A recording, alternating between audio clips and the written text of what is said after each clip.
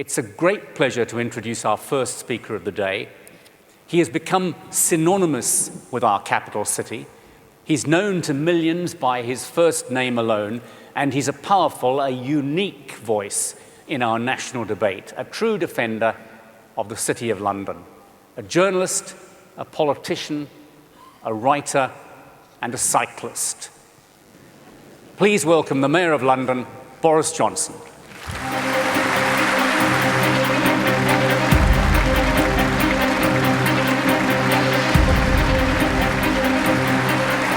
Good morning, ladies and gentlemen. Thank you very much, Simon, very much indeed for that very generous and broadly accurate introduction. I thought you said I was a scientist, which is, of course true. It's a great pleasure to be speaking here before an audience of people who really do, I think, unlike some other organizations one could think of, really do know how do I put this down here? Do know the pleasures and the pains of running a business. And I speak feelingly because I was once a director myself of a tile company, which lasted all of about 24 hours. You can say, so I spent a night on the tile. So I know how difficult it is. But I want to echo very much what I think Simon has just been saying. I think it's fair to say that the UK economy has finally reached its Costa Concordia moment. Because after 2.5 years of power buckling, the labour is complete and the rotation has been accomplished, and though the damage is still, I think, manifest, and the caissons have not yet been entirely drained of debt, I think you would agree that the keel is off the rocks, and at last we can feel motion beneath. And I have no inclination whatever to hand back the wheel to the people who were on the bridge when we ran aground.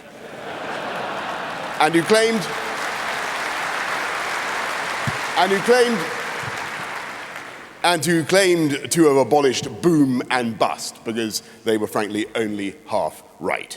And to continue this nautical metaphor, I believe we should continue on the course that we have set and that George Osborne has set, because we are starting to see signs, I think, of an economic renaissance in Britain of a kind that my generation once thought would never come. And not very long ago, I took a group of business people to India, large business and SMEs, and we were, on arrival, overwhelmed by the sights and sounds of India, as everyone is. And we saw monkeys and snakes and cows and elephants, and right on the first day, 4:30 in the morning, slap bang in the middle of the road, we saw a giant black cat. There it was, at the traffic lights, cool as you please. It was a Jaguar. Now, it may be that the company, it was a car, obviously. It may be that the company is now Indian-owned. But that car is made in Britain, it's designed in Britain, it's part of an astonishing export effort that last year sent, I think, 74,900 Jaguars and Land Rovers from Britain to China, and which means that this country has every prospect of recapturing our position as the second biggest motor manufacturing nation in Europe, if not the biggest, by 2016. Indeed, if you look at the demographic projections, eat your heart out, Vladimir Putin, and look at the demographic projections, there's every reason to think that in our lifetimes, and you all look very young and thrusty and likely to live a very long time, in our lifetimes, this country will not only be demographically one of the biggest economies in Europe, but in output as well. We have every chance of being the biggest economy in Europe. And for somebody who remembers the 1970s and what that was like, and read Robbo, it is very, very moving, and it was moving to see that car there in India, and a customer, and she seemed to be some kind of Bollywood starlet. I don't know what she was doing at 4 o'clock in the morning with her shave anyway, but there she was. And she decided to buy this product, not because it was cheap, because it certainly isn't, not because of some nostalgia for a faded imperial motoring mark. She bought it because it was the best in the market, and because around the world I see British brands catching on wherever people are in the process of embourgeoisement, which is what we Conservatives support, and which is happening all over the place in huge numbers, whether it's Burberry opening in Makati City in Manila or Brompton opening a bike dealership in Shanghai. But there is one UK brand, I am proud to say, that is more lucrative than a lot of them put together. And you are sitting in it. Not the Albert Hall, but London. And last year I ventured a prediction that the Olympic athletes, you may remember this conceivably, I said that the Olympic athletes had caused such paroxysms of excitement on the sofas of London, or indeed of Britain, that they had not only inspired a generation, but probably helped to create one as well. And that turns out, like all my economic and demographic predictions, to have been entirely correct. In 2013, we are going to have, according to my office, 136,942 live births in London, which is more than in any year since England won the World Cup in 1966. Indeed, no thanks to me, our population has risen by 600,000 since I've been mayor. We're going to hit 9 million before New York does, 10 million by 2031.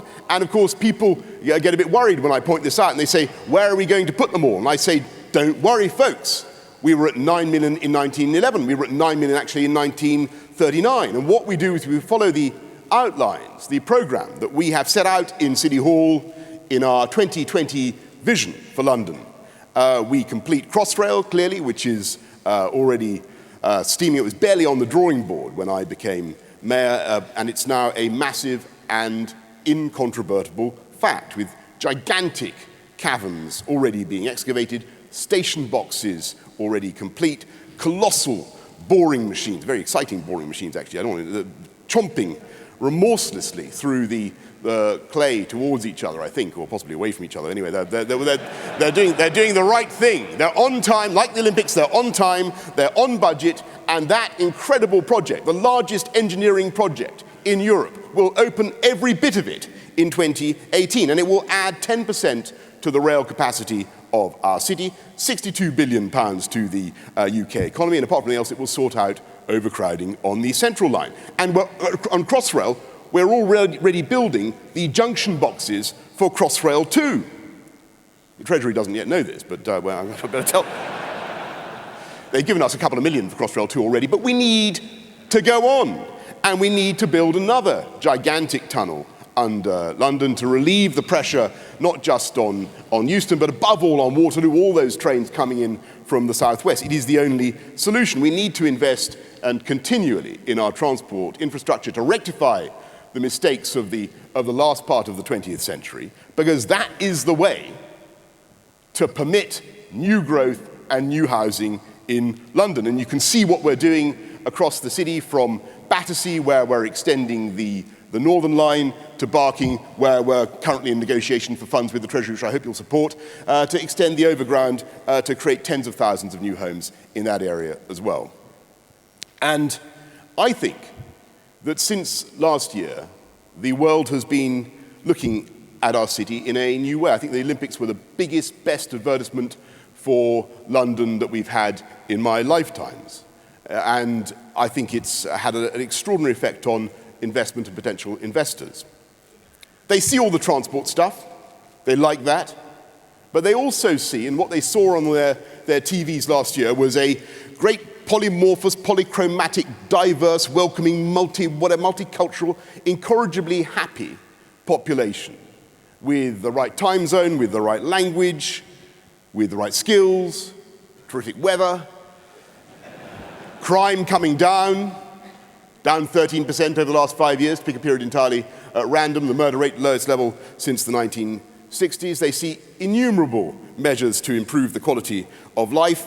Lovely, big, burly, blue, banker-funded bicycles, tens of thousands of new trees, and a beautiful British hop-on, hop-off Routemaster-style bus, which is made with cutting-edge British technology, unlike its predecessor, the Bendy bus, which was, of course, made in Germany. And they are coming here and they are investing in huge numbers and with stupefying sums. In Croydon, we have now the prospect of massive regeneration in that town centre, led by Westfield and Hammerson's, about £1.5 billion scheme. Battersea, I've already mentioned, the power station is going to be transformed. That great big hulk that's just been sitting there for most of our lifetimes, fit for nothing except the cover of a Pink Floyd album, is going to be transformed into hotels, offices, homes, jobs. It is going to be a fantastic thing for our city and for our economy. The Royal Albert Docks,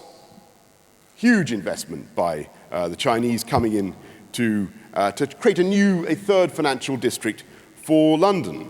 And when that scheme is at its height, it will be employing about 20,000 people, which is as many as were working in the Royal Albert Docks in their Victorian heyday. And the most important point I want to make to you this morning, everybody from the IoD, because I'm conscious that I'm not addressing an exclusively London audience. And I hear a lot of muttering about a division in the country between the performance of the London economy and the performance of the rest of the country. And I just want to make this point, that this investment in London and this London-based growth is, in my view, an unalloyed good for the whole of the UK. And now the EU Commission tells us, for instance, that Berkshire, Buckinghamshire and Oxfordshire is the third most competitive region in Europe. Do you know that? There you go. Anybody from Berkshire, Buckinghamshire or Oxfordshire? Well done. You belong to the third most competitive region in Europe. According to the EU Commission, we don't believe, we support what the EU Commission says about that, don't we, Simon? Yeah, one of the things they got right. They say that Surrey and Western East Sussex is the fifth most competitive region in Europe. Well done. Anybody here from Surrey or Western East Sussex? Fantastic. I'm not surprised. Fantastic. Why are those regions the third and the fifth most competitive regions in Europe, beating North Rhine-Westphalia and heaven knows where else? Why? Because London is the most competitive city in the whole community. And it drives jobs across the UK and indeed across the whole of Europe. And in this city we have the highest per capita GDP by a factor of about 3 of the whole of the EU. And it doesn't just drive jobs in the rest of the southeast.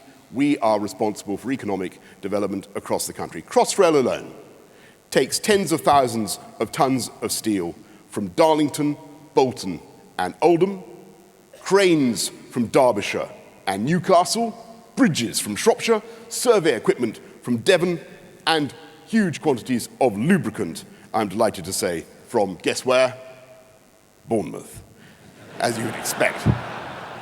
And what are they doing in Bournemouth when they are not making lubricant for Crossrail? I will tell you. Who is the largest single employer in Bournemouth? Anybody here from Bournemouth know the answer to this? Who is apart from the NHS, the biggest employer in Bournemouth is, come on IoD, JP Morgan. JP Morgan. And would JP Morgan be in Bournemouth if JP Morgan weren't in London? No, thank you. And that is the argument. That is the argument that we make to government, and it is a powerful and, I hope, an effective argument too. And so my final message to you folks is the ship that is off the rocks, but I can tell you that in the last 5 years we have been busy. The London motor has been humming along, and we've been making constant refinements and improvements to that vast machine. And now, as we prepare to help to take the whole UK economy up to full steam ahead, there are some things that we need to get right. And I listened very carefully to what Simon had to say just now, and I agree with his checklist very much indeed. We need to make sure that our tax rates remain competitive. We need to sort out our aviation problem, and we need to have a long-term and considered strategy for infrastructure in this country. We need to be building, just in this city alone, about 40,000 homes a year. We do need a better deal from the EU, and I want to see a serious and a proper and substantive renegotiation. I'm sure we will get that. We need to be giving our young people hope and opportunity. and we need many, many more firms to take on apprenticeships, and I know that there is great, great potential still in this room to do that, even though I know many of you are also doing a huge amount in that direction already. And I thank all those London companies who have taken on young people. It is by far the best thing you can do for them. But since we are already doing these things, or very largely, I am confident that this city has an amazing future. We have still, in spite of everything, the biggest banking and financial sector anywhere in the world. Did you know that? Still? We have more American banks here in London than there are in New York. Indeed, we have a fifth of the murder rate that they have in New York. The two facts may be connected. We have a 24-hour city, as you all know, in which 40,000 people are now working in Tech City, and that's really grown in the last 5 years. And you may ask yourself how London keeps going 24/7 in the way that it does. How does this vast, vibrant city motivate itself? And the answer is we have 100,000 people, I discovered this morning, making coffee in London's coffee bars. We have more baristas than barristers, apparently, though we have a fair few of them too. We export from this city in growing quantities perfume to France. We export from Croydon to France, and in addition to cake that goes to France from Waltham Forest, we export tea to China from Sutton. We export TV aerials. I said this last year, but I don't care. I'm going to tell you again in case you've forgotten. We export TV aerials from Wandsworth to Korea. We export rice from Havering to India. We export. What else do we export? Come on, I said this last year. We export bicycles made in Chiswick all the way, as I said, to China, and we've exported Piers Morgan to America, which is a very good thing indeed. And my message to the bridge. I want to end with this simple point. My message to them on the bridge, from us in the engine room of the UK economy, which is what London is. My message to those who now have charge of the helm. I believe that in the next 18 months, the London economy will really start firing on all cylinders, so don't starve us of fuel. Keep those machines oiled and greased and pumping, and London will move the rest of the UK in the right direction and lengthen its lead as the greatest city on earth. Thank you very much for listening this morning. Thank you.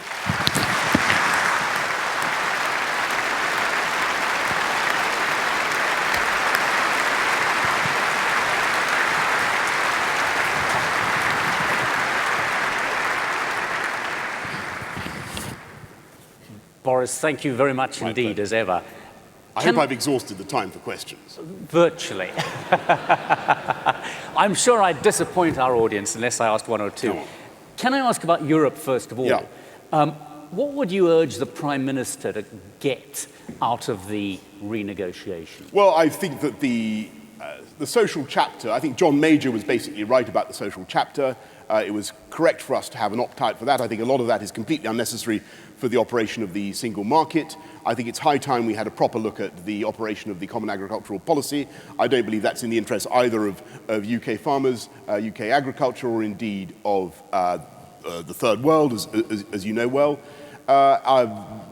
There are many areas now where I think Brussels is far too intrusive. They use a single market pretext to advance legislation which we in Britain invariably decide we will enact with bells and whistles and heaven knows what, and it is deeply injurious. I mean, public procurement regulations, I think, are grossly onerous and need to be pared back. I mean, I could go on and on. And I hope very much that the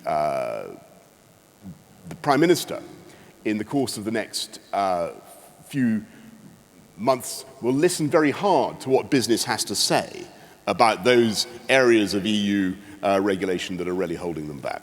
And I said at the beginning, you're a great defender of the city. Do you sometimes get the feeling that Brussels is spoiling for a fight with the financial sector? Look, this is of course, because they see that, or they have a misconception. They believe that we in London have a unique asset which they would like to share. And they think that if they somehow attack the city and regulate and promote some of the legislation that we've seen. Those, as you rightly said, I think in your introduction, a lot they have retreated on a lot of fronts. But they generally think that if they can rein London in, that will be the interests of Frankfurt and Paris. On the contrary, we're in a global economy. London is an asset for the whole of the EU. And I think that more and more people in Paris and in Germany understand that point. And they see actually, when a French construction company, a Bouygues or whatever, wants to raise money for a big operation, wants to raise finance to do something, when EDF wants to raise the finance for a series of new nuclear plants, they don't do it in Paris. They do it in London because that's where you can maximize the resources, maximize the talent, and get the support that you need for your ventures. And I think they're starting to get that. And I think that they now recognize that in a globalized economy, London is the financial, commercial capital of Europe. It has no serious challenger, and there's no point in attacking it. And that's the message, anyway, that I give them. But the talk across all parties in this country about rebalancing the economy, doesn't that worry you? I mean, isn't that going to threaten? No, I certainly think that it would be. I'm in favour of rebalancing the economy, of course, but that means I would like to see what I think is already happening, which is this incredible flowering of manufacturing interest and talent. And it is to be in the making of things, to be a manufacturer, to be involved in creating a new product is no longer seen as an unglamorous thing. That is now, people like James Dyson, they are the heroes of our time. These are people who are leading Britain in selling incredible products around the world. I've mentioned a few of them this morning, but I do think that the attitude of clever young people to what they can do with their lives is changing, and that's a very healthy thing. Let me ask about those clever young people. You talked about the polyglot, the kind of melting pot nature of London. 3 of the world's great universities are in London. They attract lots of foreign students. Yeah, I did. I forgot to mention that. Yeah, indeed. Do you worry that immigration policy is threatening this country as a kind of welcoming, friendly place? You've got to be very careful. I mean, I think what happened was that there was a long period in which the last government avowedly took the brakes off or opened the flow, whichever metaphor you want to use for losing control of the thing, which is what they did. And that was a disaster, and it caused a great deal of unhappiness because, after all, what happened was that huge numbers of people came here illegally and undermined all the credentials, all the hard work of people who had taken the trouble to do the right thing, to pass the test, to come here legally and to earn indefinite leave to remain. And we set very stringent conditions for that now. I think it's quite right that we should. We insist that people speak English. We insist that they pass a citizenship test. And those things, I think, are very, very healthy reforms. But I do feel that it's a bit of a pity that the whole of the UK, in all its wonder and glory, receives fewer Chinese tourists than Brussels. Beautiful that Brussels is, we've already agreed on that. Chinese tourists are very, very lucrative sources of revenue for our capital. We would want to encourage that. And so I think there is a case for much, much greater flexibility, I think, on those kinds of issues, but without prejudicing the right of the state to be very tough against illegal immigrants. I tell you something quickly, because I know we're running out of time, but I was going along the canal the other day on my bike, and I came across a family from Spain. And I've never seen this before in all my time as mayor. I've never seen a Spanish family destitute and homeless in London before. And that, they have every right to come and seek work in the UK under the basic single market treaty. But it really brought home to me the disaster of the euro. I talked to the guy. He was from Malaga. He was in construction. He had absolutely lost hope of finding unemployment there is about 40%, and he'd washed up in Hackney. And I felt it was a real tragedy. And so when, Barroso tells us that we're going to go back to World War I unless we go forward to full tilt European Union. I have to say, I think they need to think again. I think this whole Euro project has been a real catastrophe for the Union, and it will take a very, very long time to sort out. Let me ask a final question. You've been mayor now for 5 years. Yeah. What do you think would make for a more powerful mayor? Or should there be one? Are there more powers that should be given to the mayor of London? It's very interesting. The mayoralty in London is actually more powerful in some ways than the mayoralty in New York. I mean, I have much more authority over mass transit in London than Mike Bloomberg does in New York. He doesn't have the joy of setting the fares that I have, and many, many other things. He doesn't have quite the same control of the or relationship with the police that the mayoralty in London does, or indeed on housing. But on education, on many other things, you see mayoralties that are very much in the lead. There is one thing we need to do, and this is an area where London is now making common cause with the great cities of England.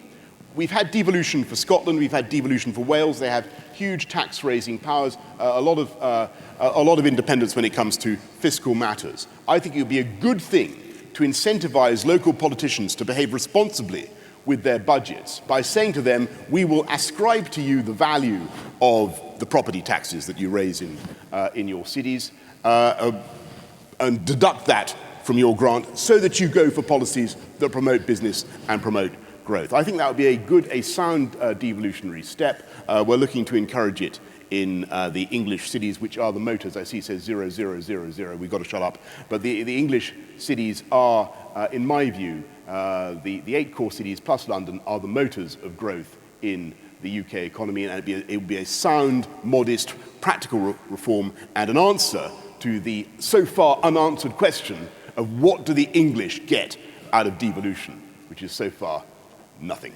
Boris, thank you very much. Thank you very much. Thank you.